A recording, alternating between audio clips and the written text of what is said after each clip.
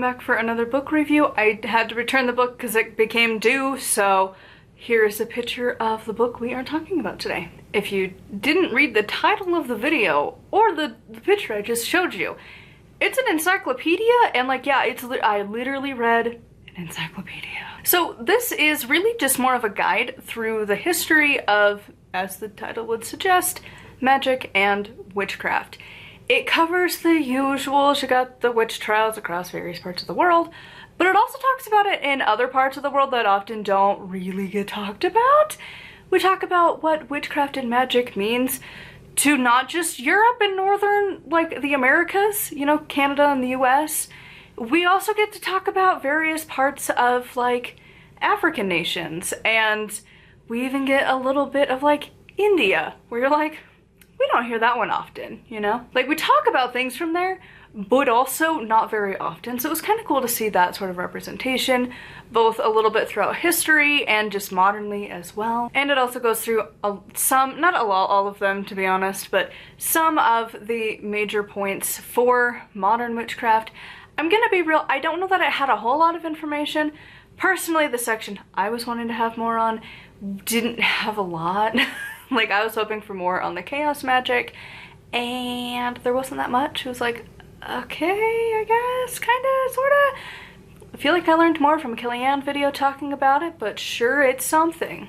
I gave this one a 4 out of 5 star. To be honest, it was really good. It's really good just to get the baseline. It is not fun to read, I'm gonna be honest. It's pretty boring. But again, it's an encyclopedia. Are you planning to get a lot of fun out of this? Probably not. You're gonna probably need to be a nerd to want to get through it.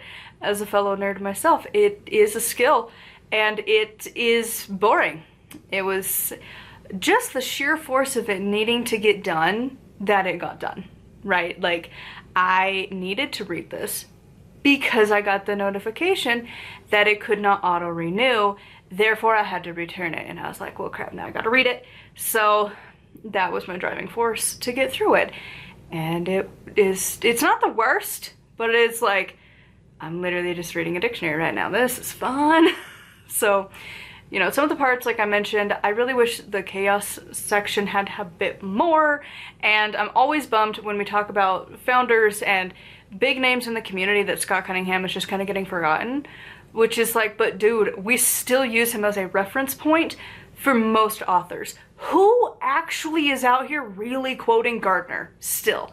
Nobody. Nobody is referencing his work. Really.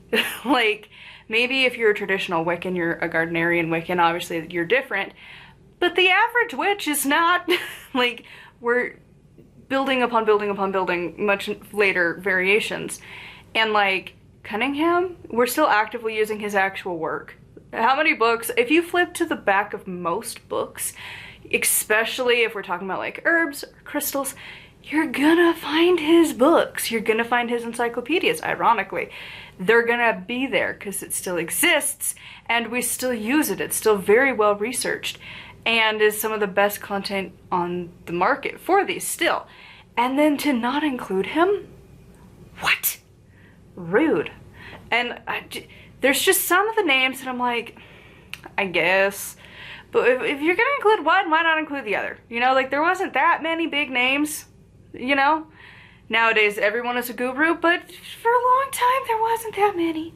And I don't know, it bugs me that he never gets the credit ever. I did like the tarot section though, to the point that I will probably have to go get this book again from the library when I start on my tarot series, because it's the first one to just acknowledge we don't know. We don't really know much about the history of tarot.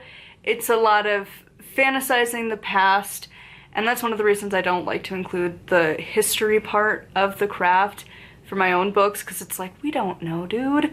Let's just work on the right now, what we do know. Who cares?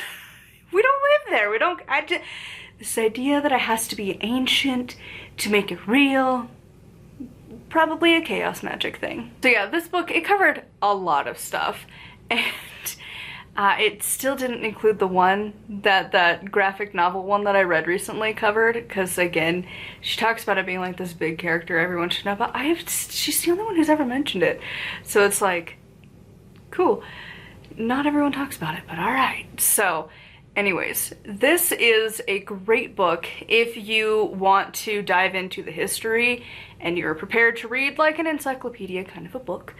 It does really follow more of just a timeline of things, but it is a pretty dense book to go through. So just brace yourself for that, but it is still, I think it's a pretty good one to go through. I would love to know your thoughts on this one in the comments down below. A huge thank you to my patrons. If you'd like to support me, get access to exclusive stuff. I upload about 3 or 4 times a week. And of course, I do have my books if you want to buy them. They're always linked down below. And until next time, thank you so much for coming along, and I'll see y'all soon.